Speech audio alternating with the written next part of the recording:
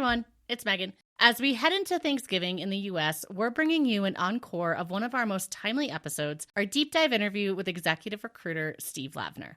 In case you missed it the first time around, Steve spent over 20 years in executive search, most recently as the Senior Vice President of Talent Acquisition at Edelman Smithfield. He placed senior leaders across 25 cities around the world, and in plain English, he's seen every version of the job hunt. He has seen the polished parts, he's seen the politics, the good and bad resumes, and the truth behind who gets a job and who doesn't. We wanted to re-air this episode because even though it only aired 4 weeks ago, let's be honest, 4 weeks in this job market feels like 4 years. A lot has changed and come to light in just that short period of time. As of this recording, which is mid-November, the U.S. unemployment rate is sitting at about 7.5 million people, or 4.3%. Now, that number is from August because the Bureau of Labor Statistics hasn't published a jobs report covering the September or October numbers, although they should be doing that by the time this episode airs. A lot happened in those months, too. U.S.-based employers cut more than 150,000 jobs in October alone.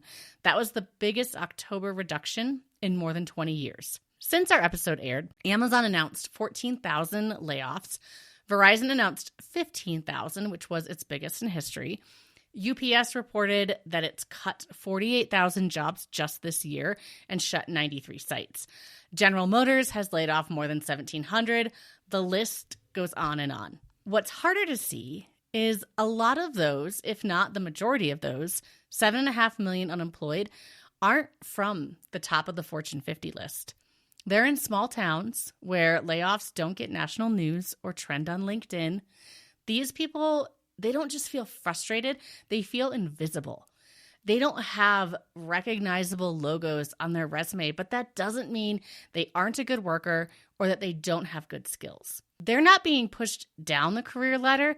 They've been shoved so far off it, they're staring at the ladder from 10 feet away, wondering how to even reach it again. Steve and I got into all of this. We got into what recruiters see, whether resumes still matter, how AI is rewriting the recruiting process, and maybe his most controversial point, that more and more roles aren't jobs anymore, they're projects. When the project ends, companies don't know what to do with you the way they did 10 or 20 years ago. And it sounds harsh, but look around. I don't think it's as far-fetched as you may think. Now, I'm not here pretending that I have a crystal ball on whether things get better or worse. What I do have is what our guests are living and what they've shared, what I've lived, and what so many of you are feeling and tell me that you're feeling. I don't think things are hopeless by any means, but I do think the era of waiting for companies to validate you is over. You have to bet on yourself because the truth is no one is coming to save you. But a lot of people will follow your lead once you start saving yourself. For everyone in the U.S., I hope you have a happy Thanksgiving. Enjoy this encore episode of The Recruiter in the Middle featuring Steve Lavner. Welcome to The Middle, a podcast about that messy middle in between job loss and the comeback, told by people who've lived it. From CEOs to veterans, athletes to analysts, we talk to folks navigating the unexpected turns in their careers and what comes next when the plan falls apart. These honest conversations will move you, make you think, and maybe even inspire you to leap into something new. Because behind every career pivot is someone just trying to figure it all out. You commuted an hour and a half one way. No. After COVID happened, it ended up changing. But I initially was commuting an hour and a half each way. Yeah. That's brutal. I did that early in my career. I was driving, though. I lived about 85 miles from the site. And so I would drive. Ooh. And it took about an hour and 15, hour and 20. Yeah. I mean, I took a bus for like 20 years, and I didn't even think twice about it. But once I thought about it during COVID, I think this is like the problem. Like we were all like, what happened? Yeah. What was I doing? Yeah. Well, I am so excited to talk to you about this because you have such a unique perspective that I think everyone is going to learn from. So keep me honest. You were in search and recruiting you've been in it for 20 years, over 20 years? Over 20 years. Yeah, started back in just before 2000 or around 2000. Yeah. Can you explain, like, what does search mean? What do you do? What is that process? Search is, well, there are different kinds, but broadly speaking, search is we're hired by a company to fill a role. So this was where I started out. If you look at some of the big search firms, the Korn Ferries and Heidrick and Struggles, and that I started at Heidrick and Struggles. It was a retained executive search firm. We were very specific about that. We were, and part of what differentiates the different types of search is how you're paid, and I guess who's paying you sometimes. But mostly it is the client paying you. And they have an open role. They hire you, and you are retained as the lone searcher out there to find someone to fill the role. Then there's other kinds of recruiters that do it by sort of they'll talk to a candidate, a potential candidate, and use those resumes, send them into different companies, and try to get them seen. So it's a little bit of the opposite. Those are contingency. They only get paid if one of those resumes lands. But the search that I come from is really where you're out in the market as an extension of the client, and I think it makes a lot of difference. You mentioned sometimes you're the lone person. So is it common to only have one or two people working this? If you're doing retained search, part of the retainer is to say, you're entering the market with this, say it's an EVP of digital, or whatever it is. And you're entering the market. You are the extension of Citigroup, and you are going to go and tell our story, and you're going to cover the market, and you're going to produce, send 5 to 7 candidates our way with full assessments. Search is not about finding everyone, but it's about making the client feel comfortable enough to make a hire. So they want to understand that you've seen a lot, you've done a lot, and really, in order to do a good job and make sure that the person's staying there for, hopefully at least a year, hopefully 5 years. But I think most contracts say a year. Unless you have to redo the search. And you've done hiring and search and recruiting for really high stakes. I know for like financial communications. What is something that job seekers would be surprised to know how these decisions are made? I think there's always a little bit more of internal politics going on than people realize, often more than the search company realizes. And until I was an in-house talent acquisition guy, I didn't really get that.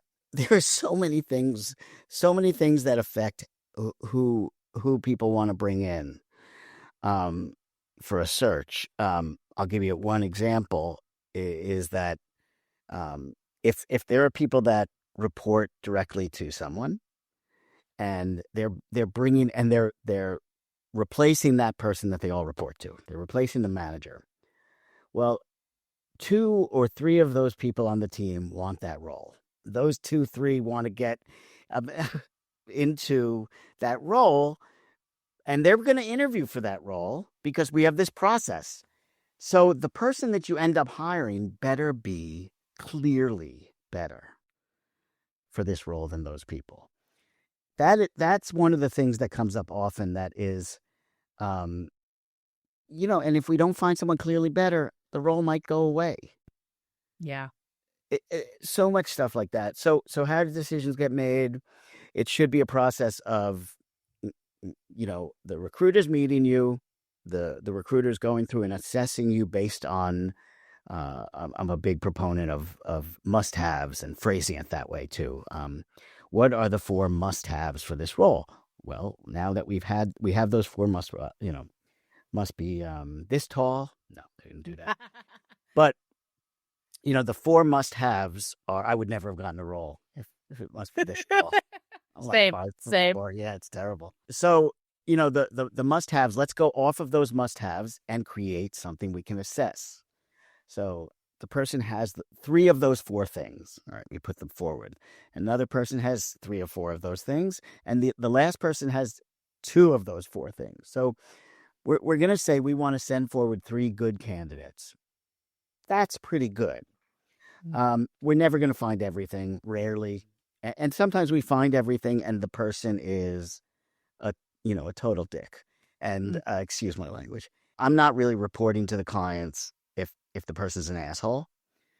I learned that lesson very early in my career, that the client might be an asshole too. Might be a perfect match. Well, I may. Oh, so that's an interesting way to look at it. Yeah. It's true too. Very successful people that have stayed a long time that get along with them, but wouldn't get along with me. I'm not dating these people. Yes. Setting them up with someone, and that's it. So, sort of get them forward, and then they go through three interviews on the other side. I think that should be probably it. And hopefully it becomes clear that there's a lead and a number two, because if it's not within those first three, you sort of have to go back, and what do you look at? You look at the must-haves. What did we miss? Why were those three not right? And sometimes there are internal political reasons they leave off a must-have. Sometimes there's a must-have that's in there because it's something that no one on the team has, and they just put it in there just to make it so it's someone who can clearly have something that the team doesn't have. When in truth, they just want to bring in someone from the outside to shake things up, which is never that smart anyway. What is a mistake that you see candidates making, and especially at that executive level? I see lack of follow-up often. Really? Even now? Bizarre. It's so easy to do. Yeah. Lack of follow-up. Now that goes, listen, I know recruiters are much worse at that, and not in defense of recruiters, but we're waiting on word from the client usually. And sometimes we are terrified to say something to the candidate because we don't have an answer yet. I've learned after a long time you have to just be honest and just tell them everything's going on. But candidates sometimes aren't that interested, and it only comes out during the search process. So that's a big thing that happens. Sometimes they're super interested, and that doesn't come across great either. I think what you want to catch is sort of, I'm here to help the team. I want to come in. I want to help. I want to do really well at this job, and I want to understand what you're looking for so I can be successful. When you come in with both sort of the excitement and the levity of, because really it's a trade-off. The candidate should be expecting something from the client as well. Mm-hmm. When you're interviewing someone, you're often going down a list of things, whether they have it or not, and you forget to sort of offer up to the candidate, here's what we're going to give you. And that's increasingly, that's important. It should have always been important, but wasn't. I think I only in the last few years of my career even got the confidence to start, whether it was directly in an interview or to a company, or even just in the back of my mind saying, what are you going to give me? What am I going to get out of this? But there was definitely the first probably 10, 12 years of my career where I didn't think I could do that. I'm junior. I'm young. I'm here to learn. And I don't know if other people have that experience of it takes a little bit of that just time and wisdom. I think so. I think, in fact, you can't really do that when you're like 3 years out of school. It's, you don't know what you don't know. And you're also, you're dying for a job, and you're dying for a good job. And if it's the, your top company that's offering you something, you're going to be like, yes, ma'am. Yes, sir. What, I'll do whatever I have to do. I mean, I had that when I was a young recruiter. I overheard, or someone told me that the head of the office had said, just give that to Lavner. He'll do anything, and I was like, what the, I'll do anything, and in hindsight, it was a great thing. It was great because I was willing to work hard is basically what that kind of seemed like. Now, would I enter into it now? If someone said that to me about me now, I would my things would explode off of me. I'd be very angry. When I first started out, I worked in aerospace and defense. We had a lot of former and retired military. Yeah. And this idea of you don't say that's not my job. You just chip in, you just do it. And there was such that culture there. And I think there are cases where that can be something that really helps you stand out of, they just jump in, they dive in, they help the team, they learn new skills. But there is a fine line of, yes, they'll do anything. And then how much is that really reflecting what you value about yourself, what you value about your work and your skills? Well, I think they said Lavi he'd work out on the curb if we haven't had to have him do it. That's what the comment was. It felt weird, but I understood it was a compliment too. Yeah. How much does a resume matter compared to who you know? Especially because we're hearing now in this job market, I think everyone's being told it's just who you know. I think it's who you know, and I think that the resume is something you can think of it as your preparation for knowing who you are. Put that resume together, figure out what you're looking for, and your resume should be pointed towards the thing you're looking for.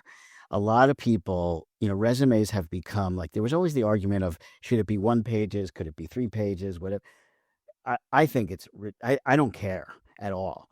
I don't think anyone reads past the first page, but I also don't think it matters if it's 4 pages, because really what people are looking at is they want to understand right away what you're looking to do, especially if it's a recruiter reading it. They want the ammunition to be able to say, Megan is this, and she's a marketer, and this kind of marketer, and wants this kind of role. So is it who you know? Yeah, but you better have a resume that's telling the right story, because it's not, if someone and then it gets into the wrong hands and they say, this is ridiculous, this resume, you're going to offer an IR role to someone who's had 1 year of IR experience. Well, because you know the person, they could do it. So the person has to know the right people. Although I have heard people getting jobs from applying. It does happen. I've hired people from applying, so it does happen. But, the resume is a good opportunity to say, here's what I am, here's what I'm looking for, and here's what I've done. And so the recruiter, who is a generalist, reads it and goes, oh, this makes sense. They say, oh, here's my friend. My friend is looking for this IR job. And on the top of the resume, it says, former equity analyst, moving into the space of investor relations, deep background in communications. That headline's important for that reason. It's to back up who you are, and you're going to get the job through someone you know probably, but you need the other part too. I will say, somewhat embarrassingly, I just started putting a headline on my resume. I have also heard this, and you can either refute or confirm this, the F format, so that when people read your resume, they read it in a capital F. So they're reading the top part, and then they go down a little. And then as they go further and further down, they're not reading all your bullets. They're just kind of moving down a straight line. Usually it's your position, your company, how long you were there for. If you're on the bottom of page 2, you better have everything the most important things left justified, because that's where the I is. They're not reading the rest. Yeah, I always say it's like it should be written like a high school essay. Get their attention. So, there's my name and my headline and some bullet points to support that, and the rest is sort of footnotes. But you're saying, here's who I am. This proves who I am. These bullet points support what I say I am. And then here are all the jobs that I've talked about. And it can go on as long as you want. There was a time where people would come in with 7-page resumes. I was going to say, what's the longest resume you've seen? 7, 8, I think 11 once. And yeah, it was... Was it everything they ever did? No, but it was everything I wanted it to be. No, it was everything they ever did. It had drama. It had love. It made you laugh. It made you cry. That's really what it was. It was like a crazy thing, but it was a very technical CMO or something like that, and they wanted everything in there, and it was, and they had a shorter one that was like 6 pages. I'm probably knocking the CMO of like a Fortune 5 company right now. I think probably those CMOs just have bios. They don't really have resumes. That's something I come across a bit, like someone who's had a job for 10 years and they're now like making money.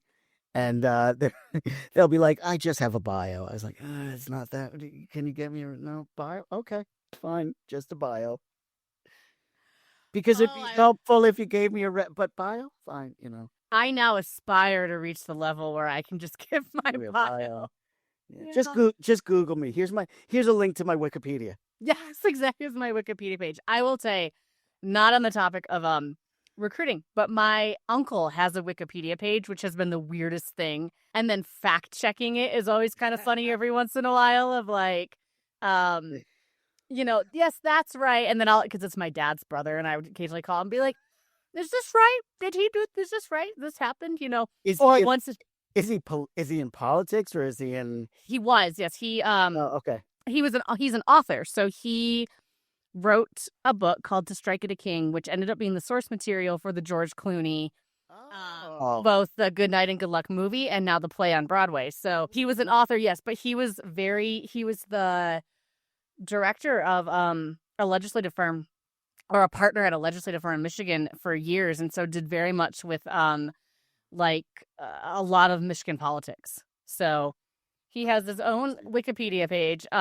Every once in a while, I used to threaten to be like, because apparently the one family story is he like broke my dad's arm while they were playing football in the backyard when they were like 9 or 10. Get in there. And my uncle told my dad, like, just put it back together and don't tell anyone. And so like I have all these like childhood stories, and every once in a while I'm like, I'm just gonna throw him into this Wikipedia page. Like one time he hit his brother David over the head with a lead pipe. Good. That's really good. So yes, Wikipedia pages are good. I want to switch to the job market right now real quick, because you and I have experienced it. Yes. From your seat, what are you seeing and experiencing? I talk about this with someone every day. All of the investor relations folks that I speak to and all the people in finance say that, well, it's it's just caution right now. Everyone's just cautious. There were a lot of deals that were going to happen that were pushed off. They were supposed to happen in February, didn't happen in February. We thought maybe July, didn't happen in July, so probably October, not happening in October. So we're looking to January. Look, I see loosening up of the job market. I see a lot of jobs posted when there were very few jobs posted a month and a half ago in the summer. Some of this is caused by it was the summer. Mm-hmm. Some of this was caused by the election.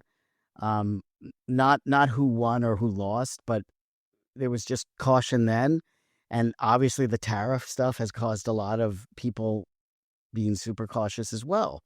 So it's sort of the perfect storm of a shitty job market, but it's not 2008. It's not 2001. I'm not an economist, but I do not think, and from what I've heard, no one is super concerned about, some big collapse coming. I think it's just about where exactly are we? Can we make this big hire? Some of the big firms that I've worked with in the past are making big hires finally. Some are waiting till 2026 January. Some need to make hires, and their holding companies are saying, please wait.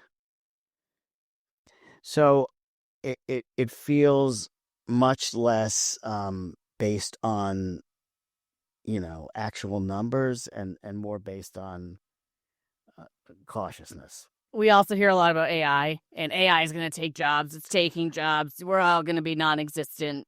Should we be afraid of AI, or is it just kind of the next evolution, just like when cloud computing and social media and cybersecurity came around? I don't think there's ever been a technology that took away the entire economy. It's just never happened. I think I heard the the CEO of OpenAI talking about this being more close to the industrial revolution than anything else, because it's such a giant change. I mean, you think of the amount of jobs that were created then, but there were a lot of jobs taken away. I can tell you that for myself, who's been in and I'm sure you're the same way, for, I've been doing this for a long time. Suddenly it's like I have a really good assistant. Mm-hmm. And that the realization about that is pretty remarkable, of how good it is. So it makes me a little more nervous. What do you bring in entry level folks to do? And I guess this comes to, in each industry, does the entry level always do the shit work?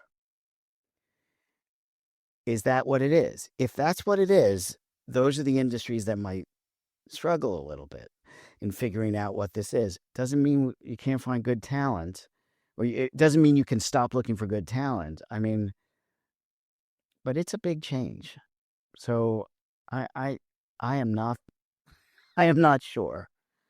I think it's a hard question to answer, even though we are coming up on almost 3 years of Chat GPT. Yeah. And I think in some ways, I'm relieved. I remember the hype when Chat GPT came out, and people say in a year it's going to look like X, and that hasn't manifested yet. So to me, there is, okay, what we thought would happen even 12 to 18 months after that initial introduction, those things are not panning out. And I think there's value in going back and looking at that. And I think there's maybe more so in my experience, in my career, this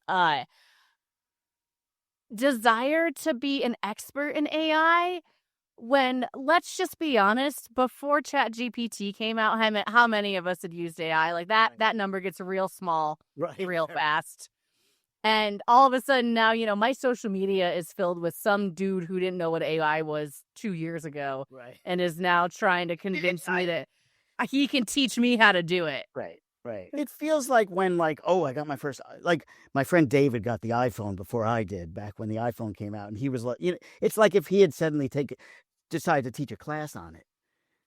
Yeah, I get it, but I got the iPhone, and within 3 weeks I learned how to do it too. AI is not that complicated. I mean, really, as a user, it shouldn't be that complicated. Really, there are things to do. You can create your GPTs and all that stuff, and it learns. That's the idea. It's learning. Stuff silly. I'll tell you, though, it creates some lovely bedtime stories for my kids. My litmus test for Chat GPT is always asking it if Die Hard is a Christmas movie. And then I like to test the bias of all the platforms. And every year when they announce, Chat GPT 3, 4, 5 is coming out, I just plug the same question in. I'm like, how better did you get? How much smarter are you? How is AI being used on the recruiting side? So AI is being used on the recruiting side it's filtering. I haven't done it yet. It didn't affect, when the last company I was doing talent acquisition with, we weren't doing it. Of most companies I speak to aren't doing it, but there's AI filters, and I mean, here's what it's going to do. I think what it's going to do is get your number of 1,000 resumes down to 35. That's not the terrible side of this. That means, because let me tell you, there are people who apply for jobs that should not be applying for those jobs.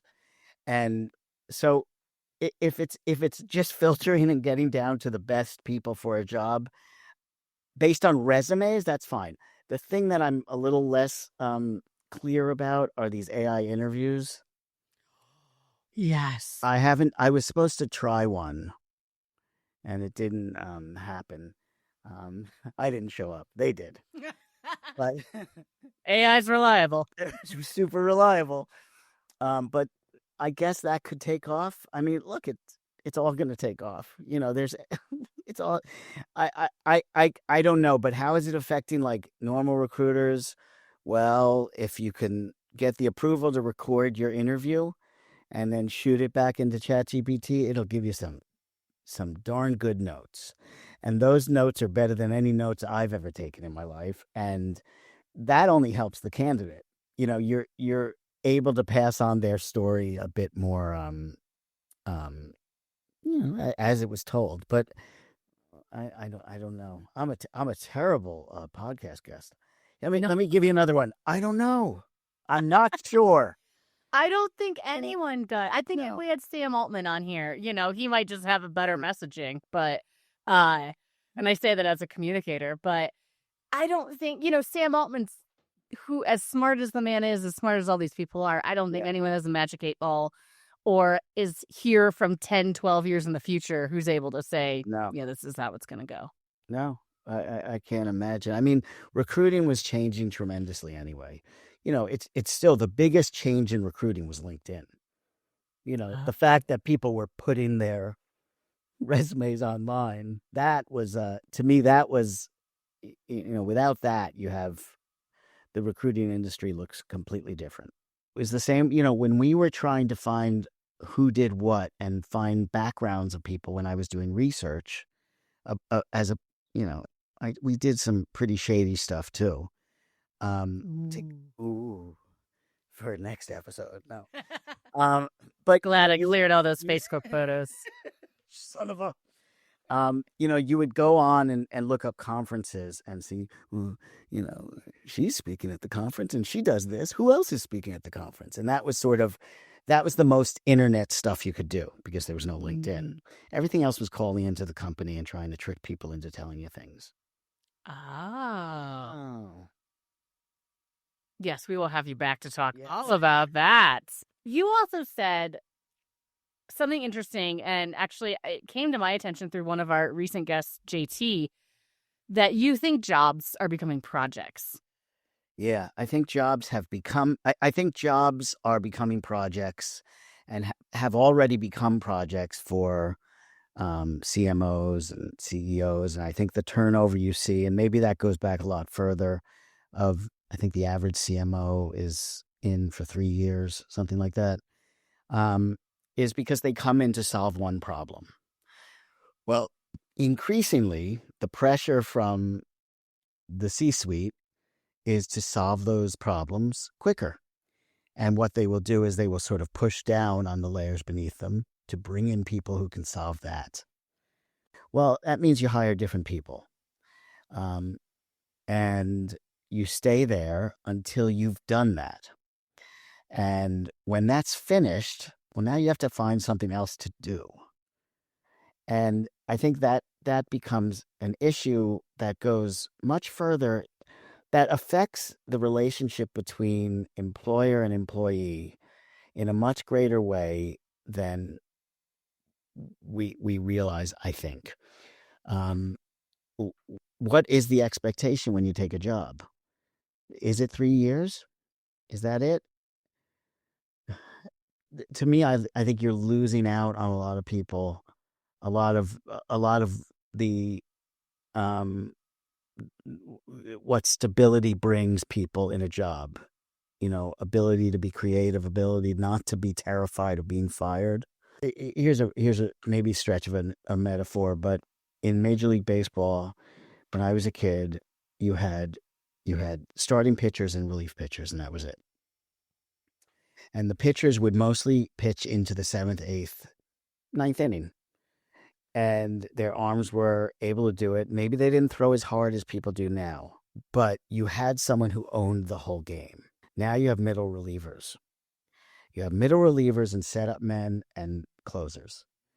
And suddenly your starting pitcher only has to go 5-6 innings. 5 innings, yeah. 5 innings, right? And I think what that does is it makes it so no one feels, that pitcher, back to the metaphor, doesn't feel ownership in the game the same way, Dwight Gooden did in 1985.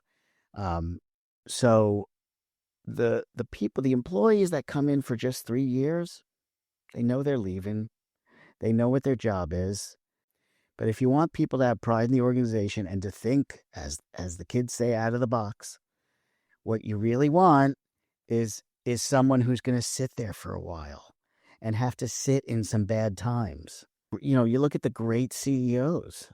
They were at their companies a long time, and they went through some tough stuff.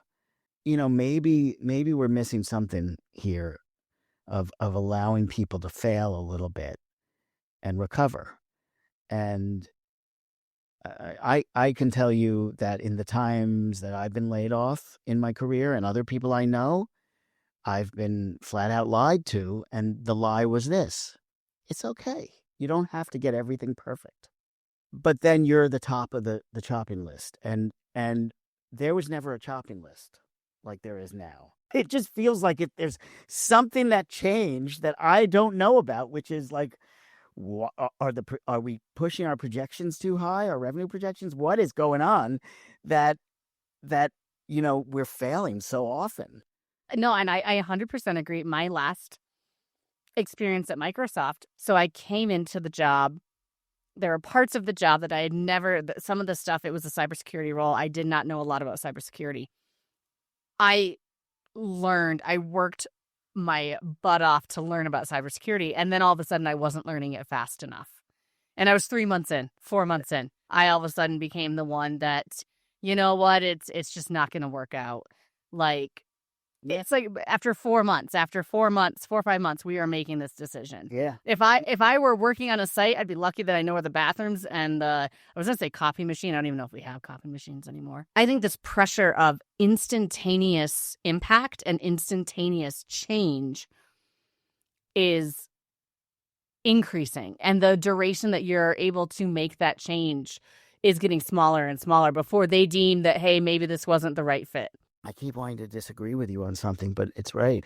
And I have found that organizations, especially complex, big organizations, cannot digest difference so well. This one of these big pushes in the last 10 years was to not use the word culture so much. And the reason is we don't want a monolithic culture. We don't want, one person. So we want someone to fit into the culture, but what does that mean? We shouldn't say culture. That's the way we solved it. Not by solving it, but by not saying culture, right? Idiotic. So what you end up with are a lot of people that were hired, that had different skill sets, that I think in the past we would have thought twice about. And often those things were, to be really clear, often those things were what kept diversity out. And I think the reason we didn't want to say culture is a good reason. It was one of the ways people used to, make it so it was just middle-aged white guys in there or whatever the case was. The problem is we sort of threw out the baby with the bathwater. Do you think it's harder to get hired right now, or are the rules just changing like they have over the past several decades? I think it's harder to get hired now. There's so many things you have to check in order to. So it's not a great question in that it changes for the level you're at. So if we look at entry level, it's harder to get hired for one reason. That reason is that people really care about your education. I know that sounds like maybe absurd to some people, but when I started, you just needed a degree. It's much more important now. Your internships are important now. I didn't even have an internship. My internship was delivering pizza for Domino's. So, that for that level, it's tough. For mid-level, it's like everyone is very consumed with getting promoted. Understandably, because people don't get raises anymore. People only get raises if you get promoted. So, this is part of the thing driving why people leave companies all the time. Every time I've left a company, I've gotten a big bump. And then for senior level, it's harder for me to know. I think things have just changed so much for people who are further into their career, like I am, that there are fewer jobs. Things are more specialized. There is still a great amount of when you cost significantly more than people 10 years junior to you, it's such a risky thing to hire someone. The numbers haven't caught up to what they mean within the economy. In other words, I need to make a certain amount to live a normal house. And so, there's just, it is very, very difficult to find people to take a chance on you as you get older. Is it ageism? I mean, yes. And some of it's understandable that you cost more. But yeah, I think it's much more difficult. It's a much more complex job environment today. Like everything else. It's just more complex. There's a lot going on, and you have to make sure you're not saying stupid things on TikTok too. You are also a career coach. So when someone comes to you, or when you just hear someone that says, I feel stuck right now, whether they have a job or don't, what's something that you tell them? The biggest thing that I see is that people feel there needs to be perceived promotion in their career. There needs to be progression, I should say. There needs to be perceived progression in their career. And when they sit there for a little while and they're not progressing, whatever that means to them, they start to feel like they should be progressing. And now you've turned it into a question about something theoretical. I think often you feel stuck because you've either taken a job that you don't actually want, but it pays more. You've stayed at a job too long because you hate it, but it's paying your rent or your mortgage. Or there are other situations like that. So it's less about the job and probably about the situation around the job. Remember, you only have to make what you have to make. First of all, that's one of the things I think that's like a really important question to answer for yourself. What do you actually need to make? And also, what is the perfect job in your mind? And be as creative as possible. Maybe it's something crazy. Maybe you need to leave your career. And maybe you're making $120,000 and you can actually live off 80. And maybe you can move to that other career and make 80. The thing is, the further you get in your career, the harder that is to do. If you're making 250, you can't leave your job usually and make 80. And unfortunately, you are no stranger to layoffs now. I am no stranger, yeah. On both sides. So did your layoff, and remind me again when you were let go? I was laid off in June. Okay. Officially July 1st. Were you expecting it? Was it a surprise? Well, I think the amount of times I went to my wife and said, I don't know, I feel like this isn't going where, I feel like there's less for me to do than there was. Yeah. But it was a shock. It was a shock because I loved the people I worked with. I was doing a good job. So, it was a shock. It was, sitting right here and suddenly on the phone with two people, not just my boss, but an HR representative as well. And you're like, this is, and truly it's the first time in my career that I'd been laid off. So it was, you don't expect it. You just don't expect it. And it's a little mind numbing to relive it and think of, well, what that moment of what do I do? What do I do? And of course, there are like 9 different times you do that over the 3 months following, and I'm still doing it. Even though I think I have a pretty good idea what I'm doing, and I'm in a better spot, both career wise and certainly happier. But yeah, it's being laid off is as tough as a divorce, which I've gone through too. And they're both tough, and it's not fun.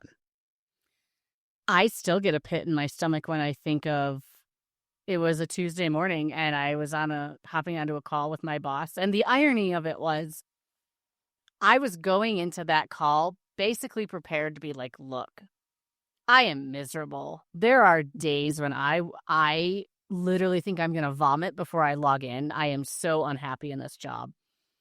I am not probably doing the best work because of that. I had every intention of going into him and saying, and thinking in the back of my mind, this could put me on the chopping block. This could be a really easy way for them to say, she's not happy, just let her out. Right. But I went into that fully expecting to have this conversation with him. There was no HR in the meeting notice. I dial into the call, and about 30 seconds, all of a sudden, I just see a block pop up, and it's a woman. And I've been around the block long enough to know, and I was like, oh, okay. I still didn't get it. I didn't get it. I was like, oh, and I don't know if they said, I don't know if you saw whoever's email this morning, but we're making some changes. And I was like, oh, they're going to take me out of my group and put me into a global role or something. I don't know. My mind went to like craziness. I was not happy about it, by the way. I want to be clear. Like, it was like, oh, great.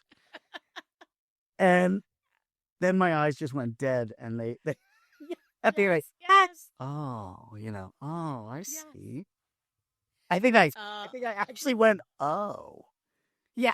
When the real, and like, it just sinks from like your forehead, your eyes, all your face just, oh. And I pulled up my phone and I texted my wife. I'm thinking, I think I've been fired. She's like, think? I was like, I've been fired. It's such a, I will use one of my favorite words. It's such a discombobulating feeling of I just remember the utter, and I'll be honest, like the utter betrayal I felt from my manager of, you brought me into this role and then it isn't working out, but all of a sudden everything on why it's not working out is my fault. Yeah. It was a hard experience. And have you been able to get past that? In some ways, no, yeah. Candidly, because I got poached. And, I'm open about this. I'm a single mom. Microsoft threw more money at me than I ever imagined making in my entire life, and in terms of base salary and high sign-on bonus. And I realize a lot of people don't ever experience that. But as a single mom with 3 kids, to have all of a sudden be like, you're going to give me an amount of money that will pay off like all this debt that I have and will allow my kids to start building a better life for my kids. Like, so I did. I left a job that I could have, I was happy and doing well at. And so that part, no. Does it change? Like if you were going through a similar situation, or you saw someone going through this similar situation, would you be able to convince them not to go? I think I have a list of questions that I wish I would have asked going into the Microsoft job. And I think they are especially good questions, probably to ask in any interview. So if I knew someone that was going through it, I would absolutely say, you need to ask these questions and get an idea of, to the best of your ability, where they see this role, where they see this job going, where they see the team. Right. It goes back to what we were talking about before, that it is, you have to have those questions. You have to be, but it's real. It also goes back to, it's tough to do that. They were offering you something that was life-changing. It was. And I know I've had conversations with people on this podcast. I am not the only one by any means who has been in that situation of they were offered a role with a salary that would change their lives. And, of course you're going to take that. Yeah. And so that would be my first part of that is, yes, I have questions that I would, if I saw someone that happening to. But I would also say at the end of the day, everyone's priorities are different. And if I had not had that financial pressure and situation that I was in, I don't know if the Microsoft job would have been as appealing as it was. The job itself was interesting, but I wish, again, if I had the answer to some of these questions, I think what I would have realized is the parts of the job that I was really excited about and I was hearing people talk about, and I was getting really energized over, was actually a very small part of the job. Right.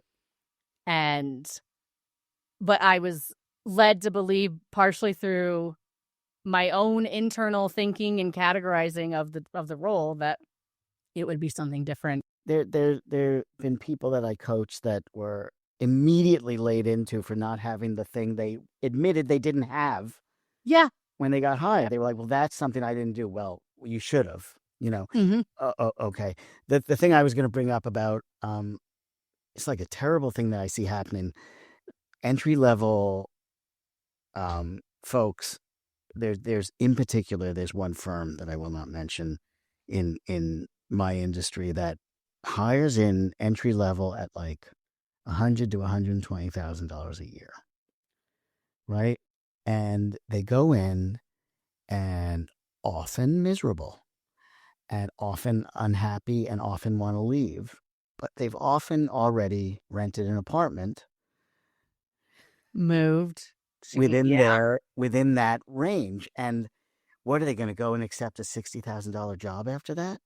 Mm-hmm. How do you do this? And so like these things that you couldn't possibly know as a 22-year-old or 23-year-old, it's not as easy as it was. No. That's a great way for a company to work, to get the best talent and not give a shit if it doesn't work out for them. Since your layoff, you started a YouTube channel. What? I know. Wait, that's not you. Good. That's not you. What inspired this? How'd you do this? So I have 3 little kids, and so I was an actor. When I studied theater, I was in Beauty and the Beast on Broadway for about a year. Ooh. Who were you? I was LeFou. Good character. Yeah. Had a bow. It was very exciting for my parents. They kept Disney alive that year. But I have sort of a musical theater background. I was in bands. Also, I was in a few New York bands and write songs and play music and all that stuff. So when I got laid off, I would sit around with my kids watching Blippi and Miss Rachel. And I realized that there was a little bit of, I could do something like that. So I initially started, I just wrote a song about summer. And I learned a little Final Cut Pro and some Canva. And I put it out as Silly Steve Sing Along. Right? And then my wife said, you should really be in the video. And I was like, I don't know, that's like stepping back into acting a little. And she said, you should do. So I bought a green screen, which sits in our spare room. And I have like 7 songs that I'm up dancing and singing. And you write them all, right? I write them all. Yeah, I write them all. And I'm working on the final piece of my Halloween piece. But it's the first music of mine that my kids like, first of all. It's the first time I've ever started getting any sort of following on any of my music. Like, this is the first time anyone... Clearly, this is the job I was meant for. Nothing else. When I was playing like punk rock at the Mercury Lounge and CBGB's, that was crap. It's another thing. I mean, when you talk about the middle, I can't believe I'm back doing this stuff. But I also can't believe I ever stopped doing it. And this moment in my life where I was forced to pause, and I'm starting my own search business. That's one thing that's going fine. And this other thing too. I mean, I hope I don't confuse the phone numbers ever, but apart from that, it's going pretty well. Yeah. How do you get the ideas for the songs? And like, how often do you have a production schedule, or is it just when you can get around to putting it out? The first 6 songs were one where I wrote, recorded, performed, and edited in a week. That was my... Ooh. But I was doing a little bit less. I was sort of doing my initial outreach for my company. Now I'm doing a little bit more work. So I've done 2 weeks. Okay. So I write a song one week and I record it and edit it and release it the next. It's funny what you said about you wonder why you stopped doing this. Did a forced pause in your life and your career and what you were doing help you see what you valued, help you see what gave you excitement? No. Was that already No, always there? I very reluctantly went back into this initially, because it's a lot of work to get back into it. This was a lot more work, not something I wanted to do. So it was not like an easy transition. Once I got going, I remember that I'm pretty good at it, but that's never a great reason to do things. Like I was a good actor and I didn't enjoy acting. This is sort of a little bit more. I have kids. It's nice to do it for the kids. And it could be a revenue stream, right? I mean, it could in some wild dream, but you never know. All right, my last question before our lightning round. You have reinvented yourself. Like you said, you started on Broadway. You went into this executive and the search and the recruiting. Now you're doing kids videos. Yeah. What do people get right and what do they get wrong about starting over? I think they get right and wrong the same thing. No, That's possible. It is possible, but they do. I think the process of starting over is a positive one. The thing that's tough is you're starting over. So it can be both fulfilling and incredibly terrifying at once. And I don't know if that's ever going to change. I don't think I can make a comment to top that. So we are at our lightning round. Yes. Are you ready? I'm ready. First off, what is your favorite word? Um, And if you don't have one, I will caveat and we are allowed exactly one of these on the show. Oh, What is no. your favorite? What is your favorite curse word? Oh, my favorite. Oh, I've realized I say it a lot now that I have a kid. Cocksucker. I say it all the time because my son said it back to me recently. Oh, and my favorite word is pragmatic. Do you like the meaning of it or just saying it? Yeah, both. Okay. Baptism. What is your favorite room in your house? Favorite? My piano room. I have a room with a piano. I sit and play my piano and look at my guitars, and I play my piano. What is your proudest work accomplishment so far? I think actually when I went over to building the group at Edelman Smithfield, and helping to be a strategic piece of that. So they were the financial communications group at Edelman, and they sort of rolled out as a boutique on their own, and I feel like I was part of it. Do you prefer reading books or watching movies? Watching movies. I'm not a big book reader. What's the best movie? The best movie I always liked. So my two sides are probably Three Amigos as one, and then the movie Avalon. What fictional universe would you not survive in? Lord of the Flies. Is that a fictional universe or is that just a fictional? It just might be reality at this point. It might be reality. I don't think I do as well in like Kill or Be Killed. Yeah, like Hunger Games, all that. Hunger Games. Hunger Games is the kids will get on Hunger Games. Change that to Hunger Games. All right. What is your favorite junk food? Anything gummy. I love gummy bears. Yes, gummy bears are amazing. Yeah, the best.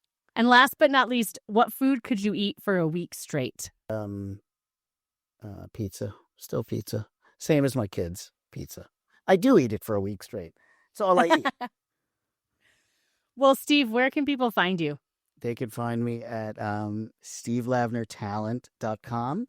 Also on YouTube at Silly Steve Singalong. You can find me on LinkedIn. Come and connect with me, and happy to hop on a call and talk about your career. Well, Steve, thank you for coming on. Thank you for sharing your insights. Thank you for sharing your stories. I'm so glad we got to chat. Thank you for being here. Same here. Thanks for listening to The Middle. If today's story resonated with you, drop a subscribe, share the episode, and let's keep these conversations going. Until next time, remember, your story isn't over. You're just in the middle.